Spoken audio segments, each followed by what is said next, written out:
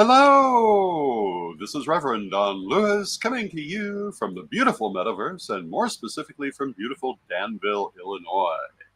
And with me today is our normal Wednesday guest, Krys Copeland. Hi, Krys. Hi, Reverend Don. Good to see you again. Good to see everyone in the audience. And this, of course, is Midday with Reverend Don. And as you know, if you follow Midday with Reverend Don, you can type your questions or comments onto whatever platform you're watching on, and they should show up here in our chat room. And we can talk with you directly. And that's if you're watching live, of course. Today, of course, we're going to be talking about Corellian publishing. And before we get going, I just want to remind you that we are doing pre-orders for the Tarot of Hecate. And if you're interested in getting into that first order, which will be going out soon because we're almost there, you can find it at CorellianPublishing.com under the Infinite Tarot button. And, if it turns out you don't get into the first order, you can get into the second one. It's not like we're only going to do it once, but if you can get into the first one, they'll obviously be here sooner. It will take a number of weeks from the time we make the order till the time we get them. And I don't necessarily know exactly how many weeks it will take because it's dependent on overseas shipping. But they'll be here relatively soon. And as soon as they hit our hands, we'll mail them out to you. And that's true with most of our products. We when you order them, we order them from the publisher, and as soon as we get them, we send them to you. Occasionally, it takes longer than normal, and hopefully, we will let you know if that's the case. And hello to Bimby in the chat room. It's good to see you, Bimby. Hi, Bimby. Good to see you.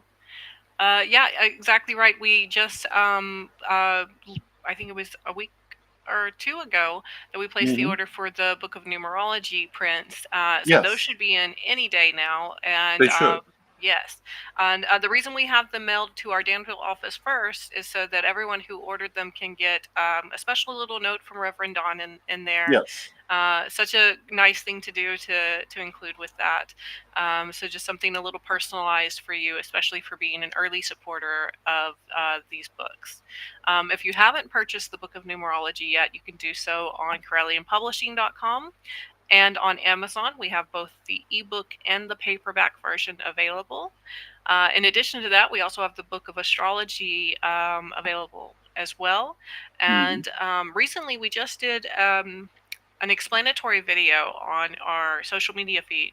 So that's at Corellian.publishing on Facebook, Instagram, and TikTok. So check out our videos on there because we talk about, in the most recent one, how to combine astrology with numerology and actually apply some of the techniques and tools and tips from those two books together. And we want to say hello to Antonio in the chat room. It's good to see you, Antonio. Hi, Antonio. Good to see you. Yeah, we're starting to get quite a library of books.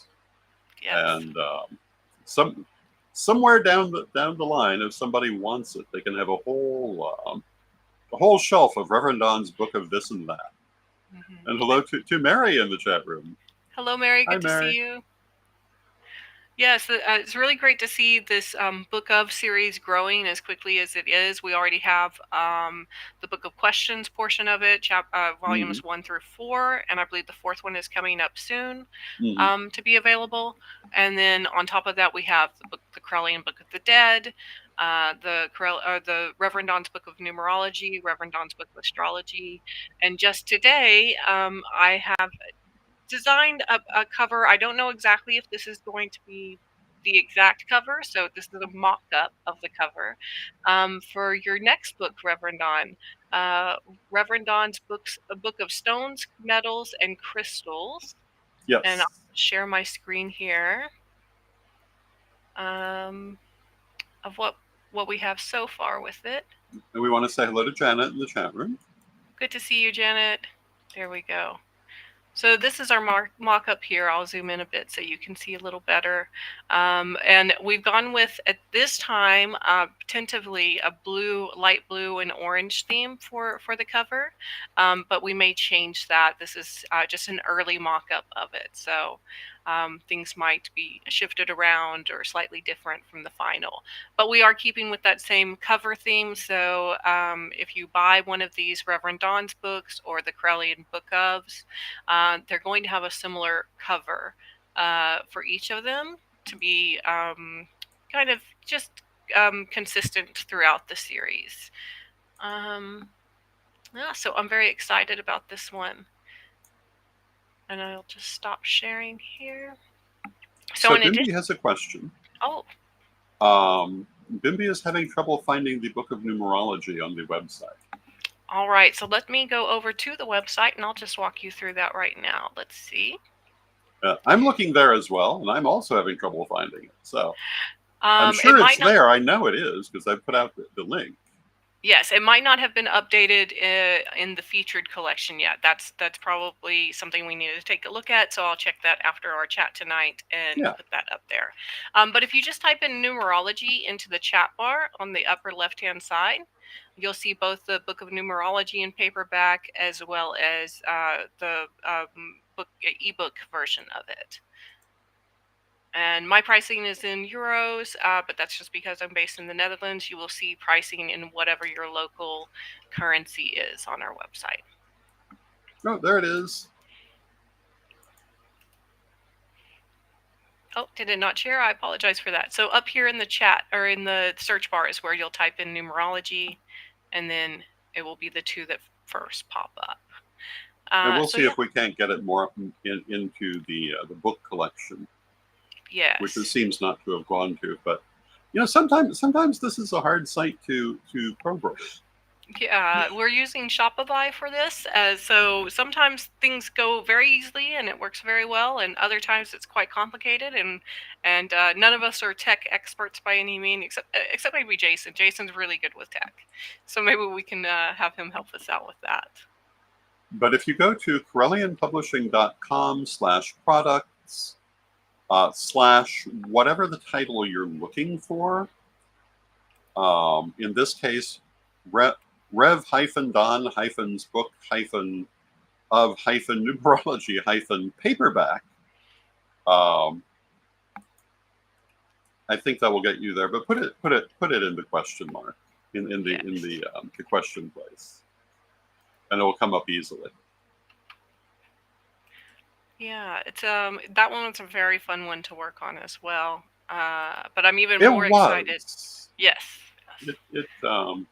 It was interesting going through my own numerology, which I haven't done for a while. Yeah. Same as well for me during editing, just kind of realizing that the interesting quirk with my birth date giving me all 4s for my pinnacles and all 0s for my challenge numbers. So quite interesting to dive back into that, because I think it had been 20 years or longer since the last time I looked at it. But I'm really excited about this Stones and Crystals book. We've just outlined it today, what we would like to include in it, and it's going to be a lot of course, the basic stuff that you find out, the correspondences and how to use stones for creating talismans and things like that.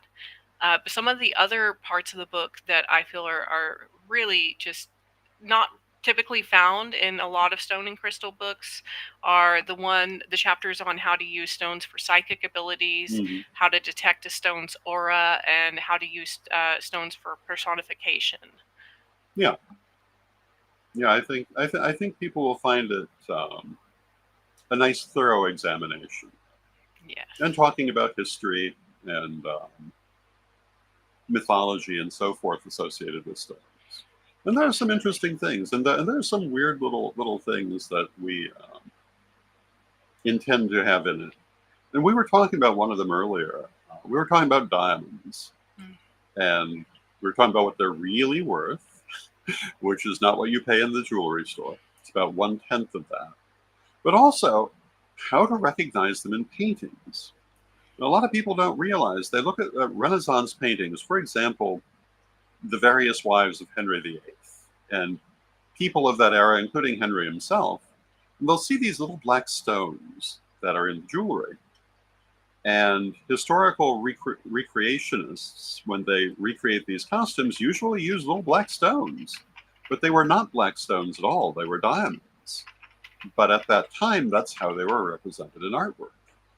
And over the next 200 years, you can watch the evolution from that solid black to more highly defined definitions. But one of the things people don't realize is that before the development of modern cutting techniques, that's actually more what they look like. They were not the bright stone that we're associated with in our minds. They were a darker looking stone. And sometimes if you look at, for example, Georgian era diamonds next to later eras, it's pretty obvious that they don't reflect light in quite the same way. And there's a perfect example. And I don't know if people can actually see the little black stones, but she's wearing plenty of them. Yes, on the little dots here, and then her jewelry here and here as well. And along here, you can see little spots of darkness. Those are actually diamonds and not opal or some other dark colored stone. Yeah. Long ago, I thought it was jet, which is a stone I'm very fond of. And I thought, oh, how nice. But no, I found out it's diamonds.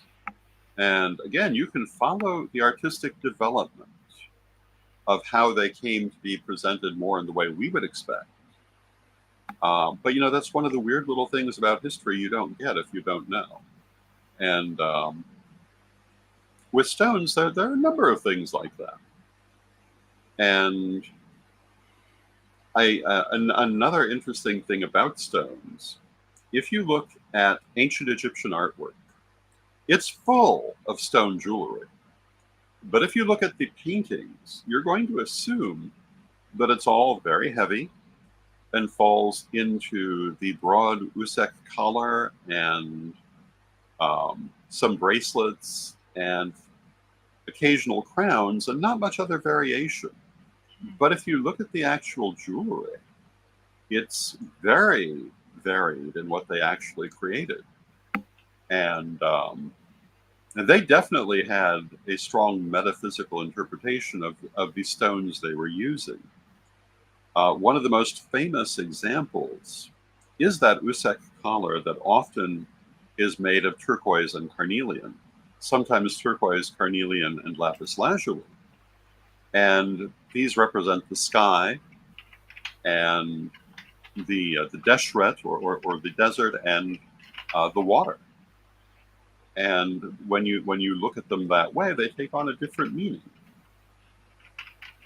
And some of the stones that are used historically were used simply because they were there and because they were easily worked.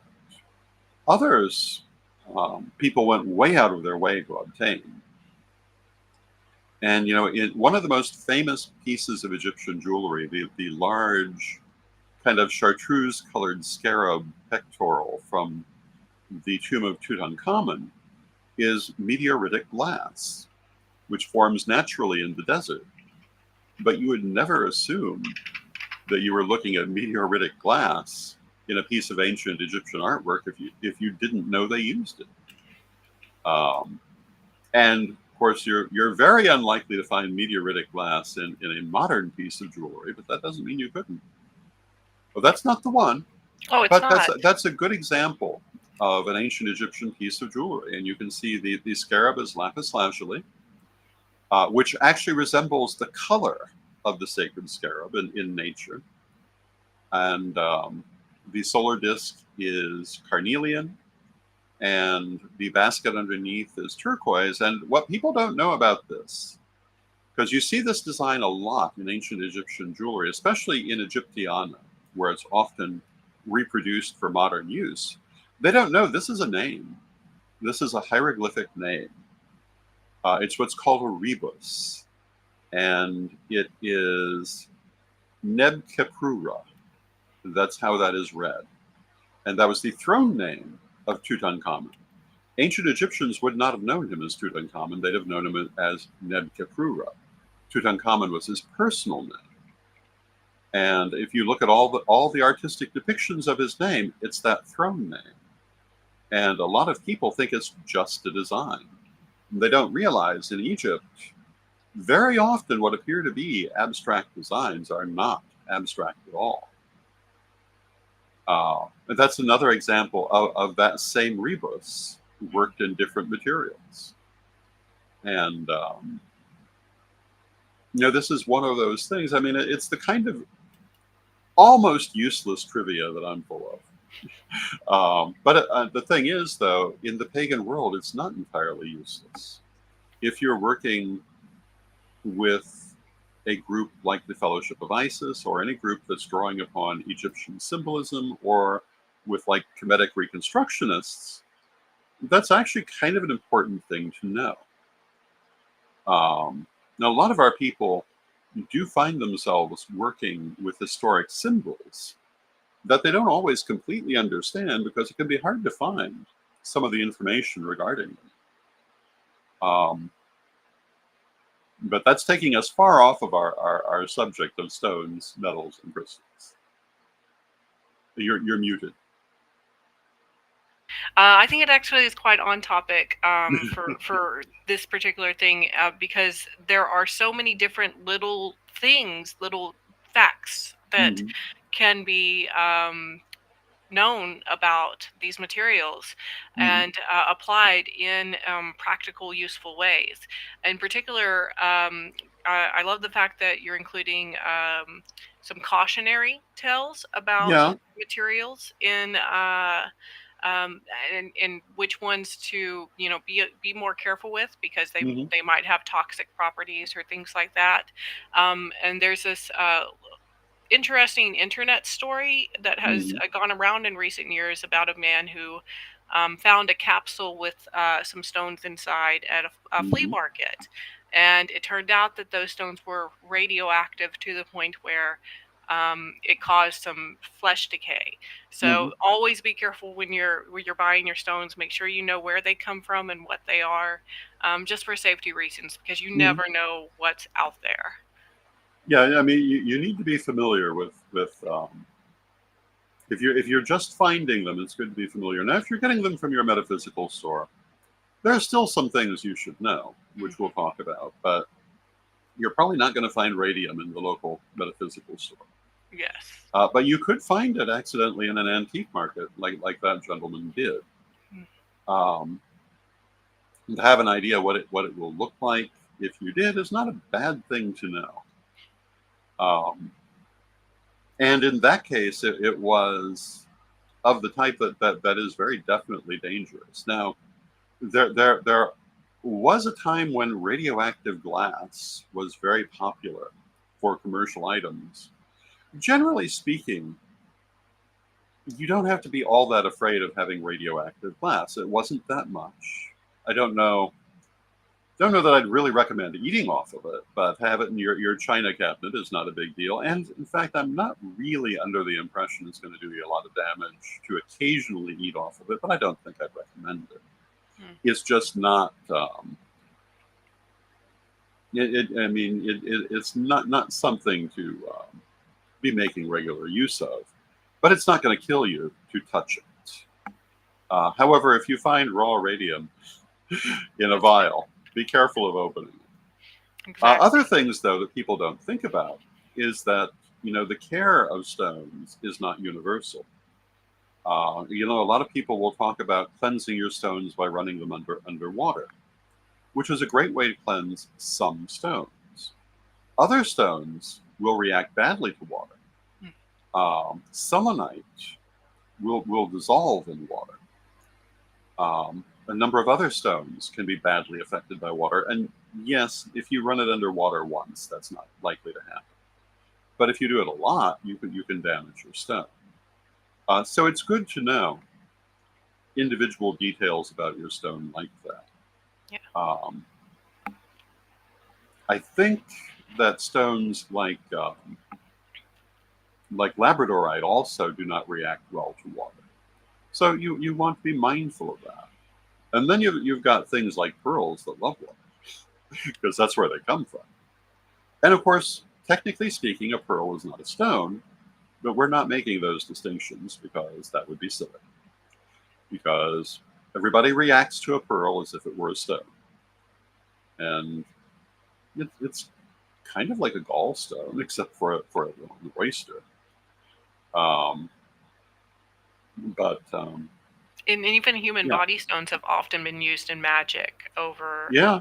the years. So, And um, stones from animals, the bezoar, is a very historically important stone. You don't really see them too much now, but you certainly did historically, and they are well worth being aware of. Their magical property was they could neutralize any poison, but don't try that because it didn't actually work. Except, I believe that it did on certain things actually have some effect. It could neutralize. Was it arsenic? Perhaps I'm not sure what it was.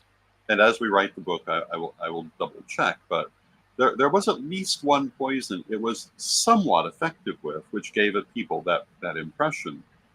But yeah, don't do that. It's not necessarily going to work for you. And hello to Gaia Thrift in the chat room. It's good to see you, Gaia Thrift, hi, good to see otherwise you. known as Ed the Baby. I think there is also Janet said hi in the chat as well. Oh, So good to see you, Janet. yes, indeed. Yeah. I try to get everybody, but sometimes I get busy talking. That's okay. It's perfectly fine. It's been very interesting outlining this book with you and trying to It'll figure get out. more interesting. Yeah, it's going to have a lot of interesting little details like that throughout the book. Some of the more advanced things that will be covered in this topic is, or in this book, is healing and spiritual practices Mm-hmm. with these stones, including really advanced full body grids for Mm-hmm. stones to use for healing, stones to use for emotional and trauma healing, which I think Mm-hmm. the majority of humans these days are in some way traumatized by something. So it's good to I know think we how to deal always with have that. been, Yeah, absolutely. That's and actually very true. We're just it is a recognizing it. very valuable technique. Yes. You know, another thing people don't think about with stones is that they're not alike. Um, where your stone comes from affects it. Um, now, the stones that you're going to buy in your local metaphysical store, they're probably not going to know where they came from, and it's probably not going to matter too much. But if you're looking at like gem quality stones, the different mines they come from affect their qualities, affect their color, and so forth. If you look at, for example, a garnet from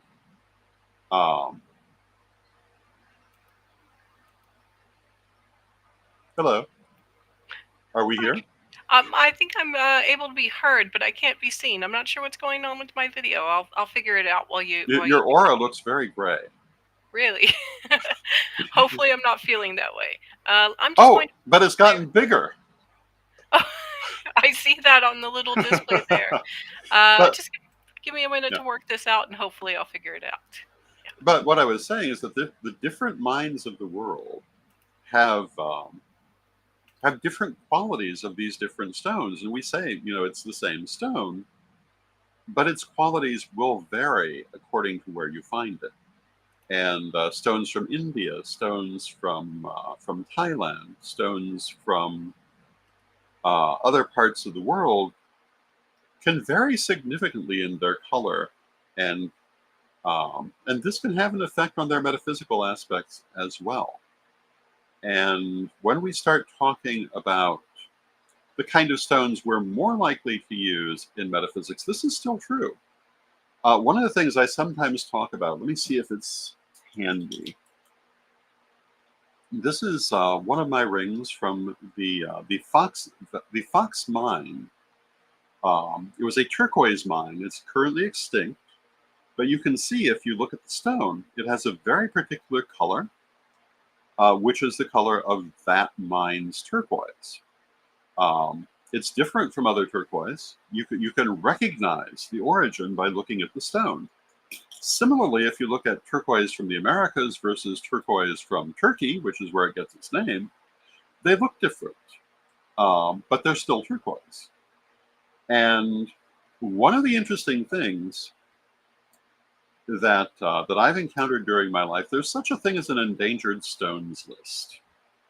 Those are the stones that are almost mined out, or in some cases are mined out. Probably the most celebrated example is alexandrite. Alexandrite was at one time a highly celebrated stone. And it was for a little while even relatively inexpensive. If you find it today, it's very expensive because it turned out it was only available at one mine in Russia and it tapped out. There are no new sources of alexandrite, though you can get artificial lab-grown alexandrite quite easily. But, and metaphysically speaking, there's nothing wrong with lab-grown stones. There's nothing wrong actually with fully synthetic stones as long as you understand what they are and what they're good for. But there are differences in all these things, and that's one of the things we'll talk about, the difference between a naturally occurring stone, a lab-grown example of that same stone, and a synthetic example, a completely artificial example of a stone. And when that also has value. And sometimes some of them do and some of them don't. And sometimes it depends on how you use it. One stone that I have been highly fond of is called marlinite. And it is certainly not a naturally occurring stone. It does come from natural ingredients. But it's very good for prosperity magic. I think it basically is mind slag that's been treated in a certain way. But another example is goldstone. And do I have it's my goldstone handy to show you? It's right here, but it's not so handy. It has fallen to the bottom of the. Oh, there. Oh, no, it's not. But goldstone is similar in color to a carnelian with what appear to be gold flecks throughout it. And this is an artificial stone. It was originally made in Venice. It was originally called aventurine, although today a totally different stone has that name. But goldstone is a purely artificial stone, although, again, it's made from natural ingredients, but it's highly effective magically. So don't assume that just because it's not a natural stone, that it does not have metaphysical properties or that you cannot use it metaphysically. You totally can. So these are some of the things we'll be talking about in Rev Don's book of Stones, Metals, and Crystals. As we said earlier, the title and the cover are tentative, but that's probably what it will be called, and it will become available for pre-order fairly soon. And we expect to have it done within a certain number of weeks. And it's one of a number of books I'm working on. I'm still working on Rev Don's Book of Energy, and I am working with Lady Crystal on a book as well, which we will be talking about at some point in the future. So those are some of the things I'm doing. Hi, Krys, you're back. Yes, you're not gray anymore. No, I just had to shut down my computer and restart it, the whole thing. So hopefully it'll stay where it needs to be right now. But yeah, just a couple of things to wrap up. In addition to the Book of Stones that we're going to be putting out, keep an eye out for Autumn Stoneflower's first book with us. Mm-hmm. She will be publishing a book tentatively titled Circles and Academy, and it's the first of 3 books in this series. The target audience is middle school kids, so it will be written at an accessible level for them, and it will be about middle schoolers who are attending a Wiccan boarding school. I think that will be lovely. Yeah. Well, we've talked many times about how we really need more children's material. Absolutely. And by the time we get to fall, we're going to have quite a bit of it available, and much more coming. Yeah, so if you're a pagan parent and you're looking for material for your children, come to Krellian Publishing. There will be increasing amounts of it. Well, thank you, Krys. I see we've come to the end of our half hour. Thank you, everyone, for joining us. We love spending this time with you. We love getting to talk to you about our new projects at Corellian Publishing. And again, if you're interested in getting in on that first order of the Tarot of Hecate, you can find it under the Infinite Tarot button at CorellianPublishing.com. If you're interested in any of the other things we've talked about, you can find them there as well. Book of Stones, Metals, and Crystals is not up yet, but it will be probably by next week. Maybe by tomorrow, we'll see. But it's coming soon. And tomorrow, I will be back. My guest will be Ed the Pagan, and we'll be talking about the Pagan World Congress.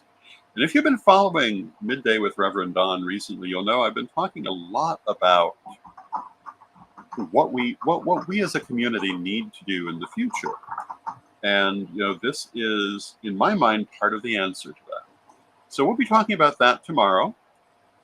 Please join us. And for now, have a wonderful day. And let us close with our prayer, as we always do.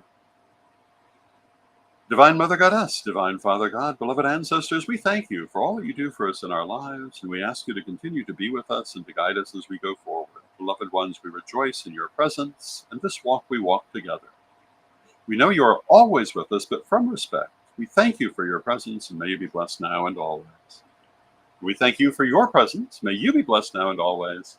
Krys, thank you for your presence, and you have a lovely night, and I will see everyone tomorrow. Yes, blessed be everyone.